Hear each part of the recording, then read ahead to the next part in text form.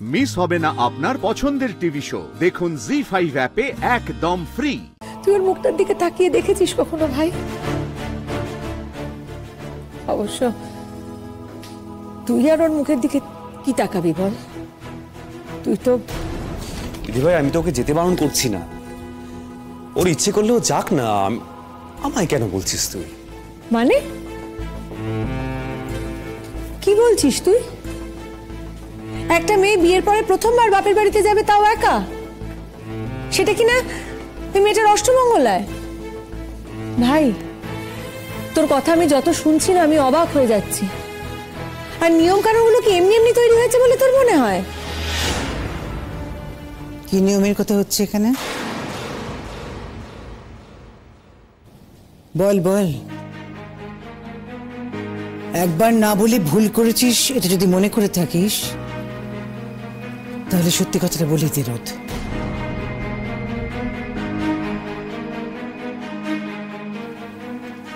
বর্মা চান্সি গো, খাও তো।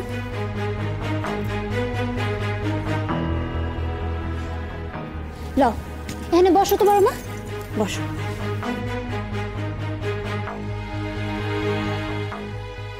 এই ল, এতগুলো বিস্কুট কেন এনেছিস? কে খাবে? খাইতে পারবা? চাইছো ভাইয়া খাও, ভাল লাগবে। রাখ। মানে শোন, এদিকে আয়।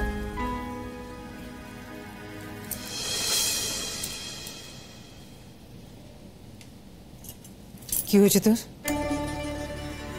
কি হয়েছে? চোখ মুখের এই অবস্থা কেন? কই কিছু হয় নাই তো, এই তোমার শরীরটা খারাপ তো, তাই আমার মনটা একটু খারাপ আছে।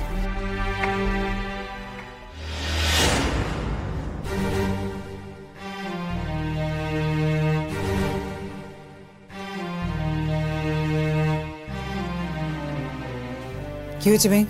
কিছু হয় নাই গো বড়মা, তুমি চলো তো, তুমি ঘরে চলো। তুইও লুকোচ্ছিস তাই তো মেন? আমি না, কি কি লুকোবো? উনি কাল খুব বকাবকি করছেন আমারে, কইতেছিলেন নাকি সবকিছু লাগা আমি দায়ী। আমি কেন আটকাইনি তোমারে? আমি তো জানতাম যে কাগজখানা আলমারিতে আছে, এইসব আমি কেন তোমারে খুলতে দিয়েছি? তাই এখন তোকে দায়ী করে আর কি হবে? তুমি ছাড়ান দাও না বড় মা, কিছু হইব না। উনিও কইতেছেন আর আমিও শুনতেছি। তুমি চলো তো, তুমি এখন ঘরে চলো। তোমার কথা কথা উত্তেজনা বাড়বো, শরীরটা আরো খারাপ হইব। বড় মা তুমি 4 কাপ খানা আমারে দাও, দাও। তুমি চলো এখন ঘরে চলো। আসো বড় মা, আসো।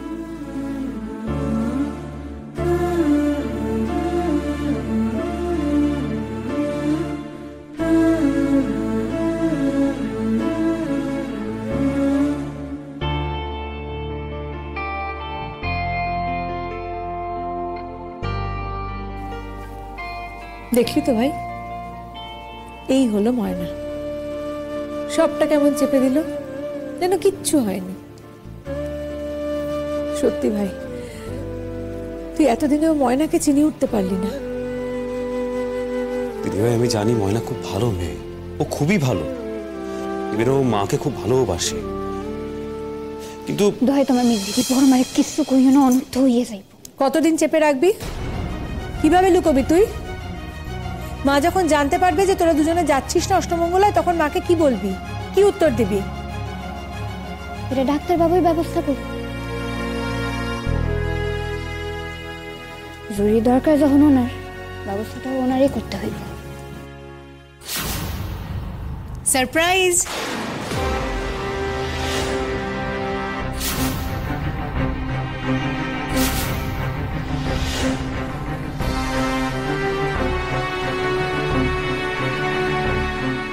কি বুঝা, তুমি এখন এখানে? আন্টির শরীর খারাপ শুনলাম, তাই ভাবলাম আন্টির সাথে একবার দেখা করি। আন্টি কোথায়? বড়মা এখন ওষুধ খাইয়া বিশ্রাম লইতেছে, এখন ঘুমাইতেছে বড়মা। সে তো অবশ্যই, কিন্তু যখন এসেছি একবার আবার আন্টির সাথে একটু দেখা করি? না না, খান গুঞ্জা দিদি, অন যাইবেন না। কেন? ডাক্তার বাবু যখন এখানে আছে তিনি ভালো কইরা বুঝাই দেন। রোদ্দুর, শোনো না, বলছি চলো না একটু আমাকে আন্টির কাছে নিয়ে। থাক গুঞ্জন, আজ মার শরীরটা ভালো নেই, আজ থাক। আচ্ছা, ময়নার সুরে সুর মেলাচ্ছ তুমি রোদ্দুর?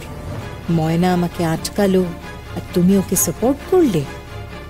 এবার আমিও দেখি আন্টির শরীর কি করে ভালো হয়।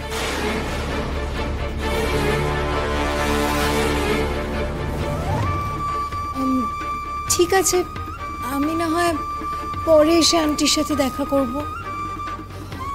ওহো, দেখেছো, আমি তো আরেকটা কারণের জন্য এখানে এসেছিলাম, আমার জন্মদিনের অফিশিয়াল নেমন্তন্ন করতে।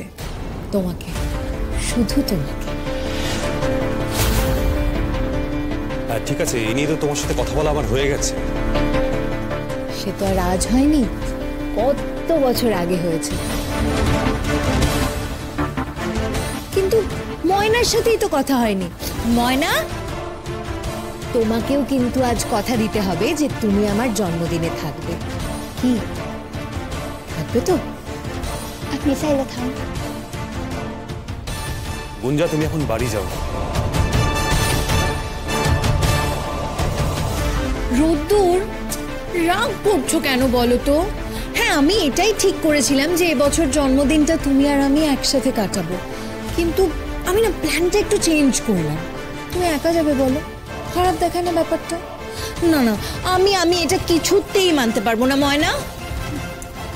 তাহলে ওই কথাই রইলো, রোদ্দুরের সাথে তুমি আসছো।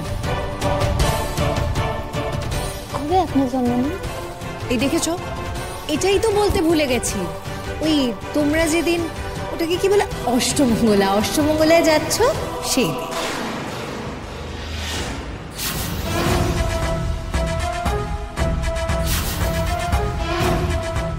গুঞ্জা, কি হচ্ছে কি? থামো না। রোদ্দুর, তুমি কিন্তু ময়নাকে নিয়ে আসবে। হ্যাঁ, গুঞ্জা, ময়না আর ভাই সেদিন বাংলাদেশ যাবে। না না মেঘদি, রোদ্দুর কোথাও যাবে না। রোদ্দুর আমাকে কথা দিয়েছে যে আমার জন্মদিনে ও আমার সাথেই থাকবে।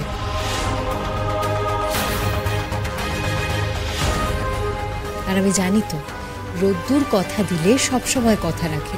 আর তাই তো আমি ভাবলাম যে রোদ্দুর যখন যাবে না, তাহলে ময়নারও যাওয়া হবে না। তাই তো ময়নাকে ইনভাইটটা করলাম।